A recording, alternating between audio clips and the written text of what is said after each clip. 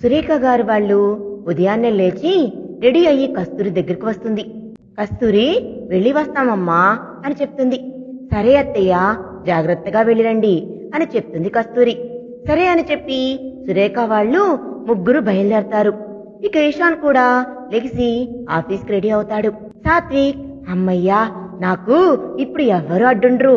ఈశాన్ కూడా రెడీ అవుతున్నాడు ఆఫీస్కి. నా పని చాలా సులువుగా అయిపోతుంది అని అనుకుంటూ ఉంటాడు. కస్తూరికి మాత్రం మనసంతా ఏదో కీడు శంకిస్తూ ఉంటుంది.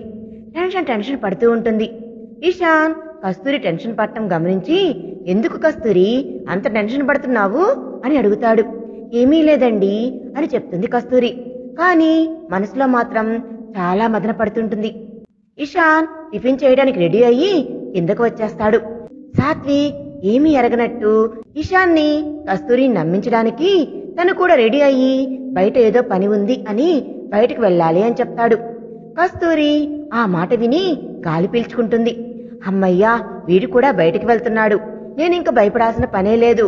1 అవర్ ఈశాన్ గారు వచ్చేస్తారు కదా అని మనసులో సంతోషపడుతుంది కస్తూరి. అది అంతా సాత్విక్ పక్కంట కస్తూరిని కనిపెడుతూనే ఉన్నాడు. ఇది నేను బయటికి వెళ్తున్నాను అంటే నిజమేమని నమ్మేసింది, పిచ్చిది. కాబట్టి నా పని సులువుగా అయిపోతుంది అని మనసులో తెగ సంబరపడుతూ ఉన్నాడు. ఈశాన్, సాత్విక్ ఇద్దరూ కలిసి టిఫిన్ చేస్తారు. రా సాత్విక్, ఎక్కడికి వెళ్తున్నావు? నిన్ను నేను డ్రాప్ చేస్తాను అని అంటాడు ఈశాన్. వద్దులే ఈశాన్, నా కోసం మా ఫ్రెండ్ వస్తున్నాడు. అతను USA నుంచి వచ్చాడు, అందుకని కలుద్దామని వెళ్తున్నాను అని చెప్తాడు సాత్విక్. సరే అయితే ఎప్పుడొస్తావు మళ్ళీ అని అడుగుతాడు. కుదిరితే సాయంత్రం వస్తాను, లేకపోతే రేపు మార్నింగ్ వచ్చేస్తాను అని చెప్తాడు సాత్విక్ ఓరగా కస్తూరిని చూస్తూ. కస్తూరి అమ్మయ్యా అని అనుకుంటుంది.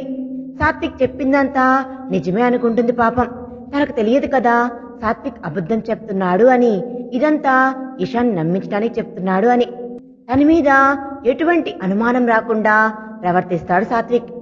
సరే అయితే నేను ఇంకా ఆఫీస్కి వెళ్తున్నాను, నేను అర్జెంటుగా మీటింగ్ అటెండ్ అవ్వాలి అని చెప్పి కస్తూరికి బాయ్ చెప్పేసి ఈశాన్ వెళ్ళిపోతాడు ఆఫీస్కి. ఈశాన్ వెనకాలే సాత్విక్ కూడా బయటకు వెళ్ళిపోతాడు. అమ్మయ్య అనుకుని కస్తూరి కార్తీక్ని తీసుకుని వచ్చి టిఫిన్ తినిపిస్తుంది. ఇద్దరు కాసేపు ఆడుకుంటారు. వెళ్లి పని చేసుకుందాము అని వంటగదిలోకి వెళ్తుంది కస్తూరి. హాల్లో కార్తీక్ ఆడుకుంటూ ఉంటాడు బొమ్మలతో. ఒక 10 నిమిషాలైన తర్వాత మెల్లగా సాత్విక్ ఇంట్లోకి వస్తాడు. కస్తూరి ఎక్కడ ఉందా అని చూస్తాడు. వంటగదిలో శబ్దం రావడంతో తను వంట చేస్తుంది అని మెల్లగా శబ్దం చేయకుండా తన గదిలోకి వెళ్ళిపోతాడు. కస్తూరికి సాత్విక్ వచ్చిన సంగతే తెలియదు. కస్తూరి తల వంచుకొని వంట చేస్తూ ఉంటుంది. సాత్విక్ ఏమీ ఎరగనట్లు తన రూమ్లో నుంచి మెల్లగా వంటగదిలోకి వస్తాడు. వచ్చి వెనక నుండి కస్తూరిని గట్టిగా పట్టేసుకుంటాడు. కస్తూరికి టెన్షన్ వచ్చేస్తుంది. ఎవరు అని వెనక్కి తిరగబోతుంది పాపం. కానీ గట్టిగా పట్టుకుంటాడు సాత్విక్.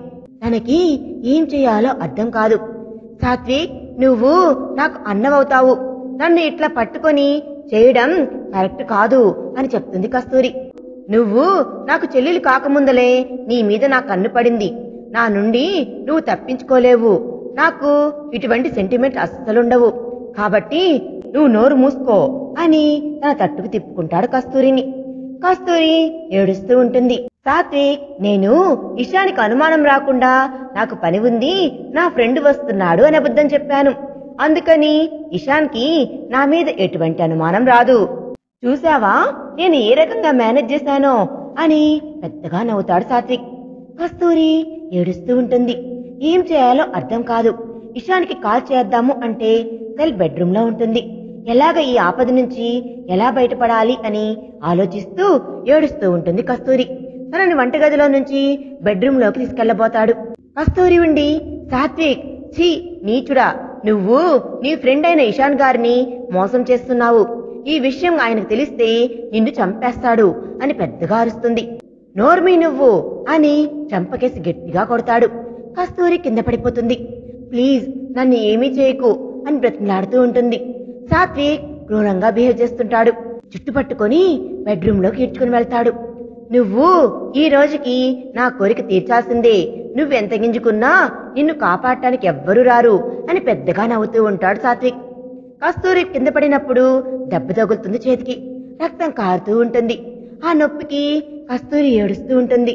ఇదే కరెక్ట్ టైం అనుకొని కస్తూరి చీరను పట్టుకొని లాగుతాడు. వెంటనే వెనుక నుంచి ఇషాన్ గొంతు వినపడుతుంది. వెంటనే కంగారు పడి వెనక్కి తిరిగి చూస్తాడు. వెనకాల ఇషాన్ నుంచుని ఉంటాడు. భయానికి కస్తూరి చీరను వదిలేస్తాడు. కస్తూరి పరిగెత్తుకుంటూ వెళ్లి ఇషాన్ను పట్టుకొని మెత్తగా ఏడ్చేస్తుంది. నేను చెప్పాను కదా ఇషాన్ గారు, సాత్విక్ మంచివాడు కాదు అని. మీరు నా మాట వినలేదు. నా స్నేహితుడు అని ఎత్తిన పెట్టుకున్నారు. ఈ రోజు నా జీవితం నాశనం చేయబోయాడు. నేను మీకు చెప్తూనే ఉన్నాను అతని సంగతి, కానీ మీరు నన్ను నమ్మలేదు. ఇప్పుడు మీ కళ్ళ ముందే చూశారు కదా నన్ను ఏం చేస్తున్నాడనేది అని పెద్దగా ఏడ్చేస్తుంది. ఇషాన్ కోపంగా సాత్విక్ దగ్గరికి వచ్చి సాత్విక్ పట్టుకొని, ఒరే, నువ్వు ఇంతటి ద్రోహం చేయగలవా? నేను కల్లో కూడా ఊహించలేదు నిన్ను. నీ చెల్లెల వరుసైన కస్తూరిని తలుచుకుంటేనే నాకు అసహ్యం వేస్తుంది అని 4 దెబ్బలు తంతాడు. సాత్విక్ వణుకుతూ సారీరా అని తల వంచుకుంటాడు. నిన్ను ఇట్లా కాదురా, పోలీసులకు అప్పచెప్తాను. నా అత్త కొడుకే కదా, చిన్నప్పటి నుండి మాతోనే ఉన్నావు నువ్వు, అందుకని నువ్వు చాలా మంచోడివి అనుకున్నాను. నాకు కస్తూరి చెప్తూనే ఉంది. నేను కస్తూరి మాటలు అస్సలు వినలేదు, ఎందుకంటే నాకు నీ మీద ఉన్న నమ్మకం అటువంటిది అని ఇషాన్ సీరియస్ అవ్వి పోలీసులు కాల్ చేయబోతాడు. కస్తూరి, వద్దండి, వదిలేసేయండి. ఈ విషయం తెలిస్తే అత్తయ్య గారు పెద్దమ్మ చాలా బాధపడతారు. వద్దు, అతని వదిలేసేయండి అని చెప్తుంది కస్తూరి ఏడుస్తూ. చూడరా సాత్విక్, ఇప్పటికీ నిన్ను కస్తూరి వదిలేయమని చెప్తుంది. అటువంటి అమ్మాయిని నువ్వు ఇబ్బంది పెట్టాలి అనుకున్నావు అని కోపంగా మాట్లాడతాడు ఇషాన్. సాత్విక్ ఏడుస్తూ కస్తూరి కాళ్లపై పడతాడు. నన్ను క్షమించు కస్తూరి, నేను సరిదిద్దుకోలేని తప్పు చేయబోయాను అని చెప్తూ ఉంటాడు. కస్తూరి ఏం మాట్లాడదు. అంతలో సాత్విక్ ఫోన్ కాల్ వస్తుంది. సాత్విక్ ఎవరు అని ఫోన్ చూస్తాడు. శ్వేత అని నేమ్ పడుతుంది. ఇషాన్ అది చూసేస్తాడు. శ్వేత నీకెందుకు కాల్ చేస్తుంది అని పెద్దగా అరుస్తాడు. మరి మరి అని నసుక్కుంటూ ఉంటాడు. నిన్నే అడుగుతుంది, శ్వేత నీకెందుకు కాల్ చేస్తుంది అని మళ్ళీ పెద్దగా అరుస్తాడు. కస్తూరిని ఇబ్బంది పెట్టమని శ్వేత నాకు చెప్పింది అని చెప్పేశాడు సాత్విక్. ఇషాన్ నోటి వెంట మాట రాదు.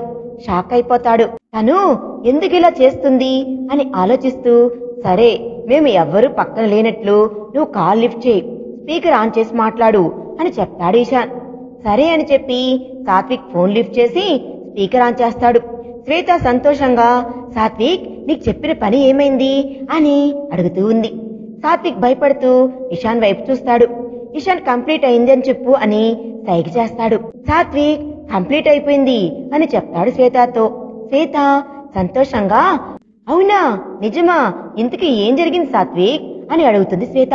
ఇది ఫోన్లో వద్దు శ్వేత, మీరు డైరెక్ట్ గా ఇంటికి వచ్చేయండి, మీకు మీరు కళ్లతోనే చూద్దురు అని చెప్తాడు సాత్విక్. శ్వేత ఇప్పుడే వస్తున్నాను అని చెప్పి కాల్ కట్ చేస్తుంది. సాత్విక్ అప్పుడు చెప్తాడు, అమ్మని కూడా ఇక్కడ రప్పించింది శ్వేతానే.